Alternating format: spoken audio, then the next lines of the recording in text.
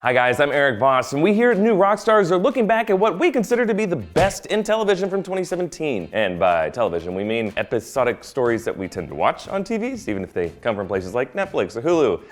TV is dying, what a time to be alive. Now, to be clear, these are our top 10 TV shows of 2017, and yes, we did leave out a lot of great TV. Amazing series like The Americans, American Gods, American Big Little Lies, USA's Mr. Robot, This Video is Patriotic Propaganda aren't on this list, but they're still excellent series that you should definitely go check out. But these are the 10 that we really like this year and feel like saying things about. Starting with number 10, Marvel's The Punisher on Netflix. Now, I have a soft spot in my heart for this in a lot of ways. Jon Bernthal can really do no wrong in my eyes, and for me, these episodes did so much to restore the Marvel Netflix universe to what I loved about the first season of Daredevil. That alone gets it a spot on our New Rockstars top 10. And yes, adapting superheroes faithfully is weirdly important to us. For more reasons why we love The Punisher, go check out Sam's breakdown of everything you missed from that season. Moving on to number 9, Better Call Saul Season 3 on AMC. Now, followers of this channel maybe weren't aware of this, but last spring I was waging a secret war behind the scenes to do weekly breakdowns of Better Call Saul. Not everyone is as obsessed with it as I am, so obviously I lost that war, but I'm kind of winning a battle within that war right now. Now, Breaking Bad was my favorite show of all time, and Better Call Saul is the best possible sequel to it. Season 3 tied the universes together, bringing in one of the best TV villains of all time, Gustavo Fring, squaring him off with the lifelong enemy and greatest angry face ever, Hector Salamanca. Trust me, if you at all enjoy Breaking Bad and you miss the dark comedy and occasional freaky violence, Better Call Saul Season 3 is worth a watch. Next up, number 8, The Handmaid's Tale on Hulu. Now, I'm guessing you've heard of this show before, or maybe you've just seen some of the real-world protests with women in red robes from the show. Yes, it's a super politically relevant show with some terrifying parallels to current events. I am a sucker for dystopian future fiction, especially when it stays fiction, and this adaptation of Margaret Atwood's novel about a religious cult that takes over the government and forces women to be a slave class for forced breeding is just so perfectly executed by Elizabeth Moss and the whole team. The acting, set design, wardrobe, camera work, everything pulls off some amazing tricks with the character's limited point of view that I've never seen in a TV show before. Moving on to number 7, another darling in my personal book, American Vandal on Netflix. True crime documentaries and podcasts have been all over the place in recent years, and American Vandal parodies that trend so well. Now, if you aren't familiar, it's basically Serial or Making a Murderer set in a high school, with the mystery being who drew a bunch of dicks on the teachers' cars. And of course, it explores this crime with the level of detail and investigative journalism that the researchers on Making a Murderer did, which is hilarious, but somehow it tricks you into actually caring about this mystery and the characters involved. Another amazing comedy that unfortunately we can't really devote resources to cover here is number 6 on our list, Nathan For You, Season 4 on Comedy Central. Now, I know on the surface, if you don't watch it, the show seems kind of flat and simple, but beneath Nathan Fielder's friendly facade as a business advice host is a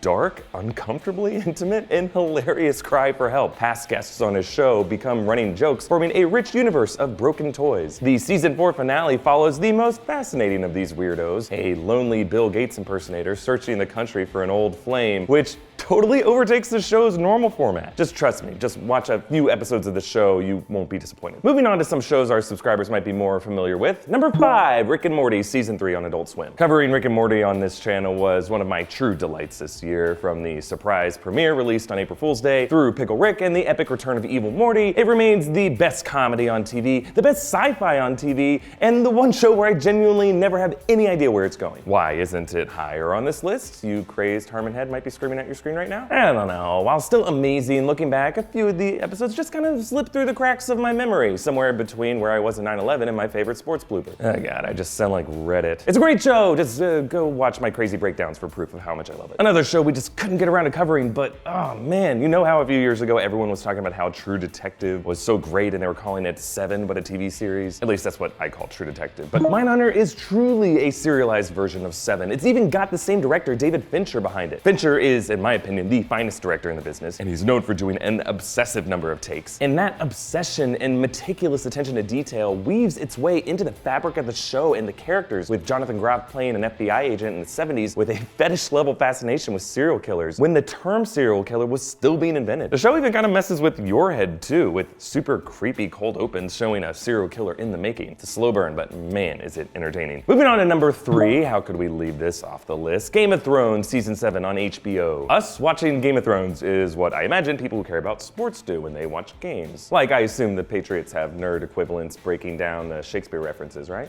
No? That's because we're nuts. And season 7 gave fans pretty much everything on our wish list. Arya killing all the Freys and reuniting with Nymeria? Check. Zombie dragon blowing down the wall? Check. Jon revealed as a Targaryen and banging his aunt Daenerys? Check. Yeah, I wanted to see that.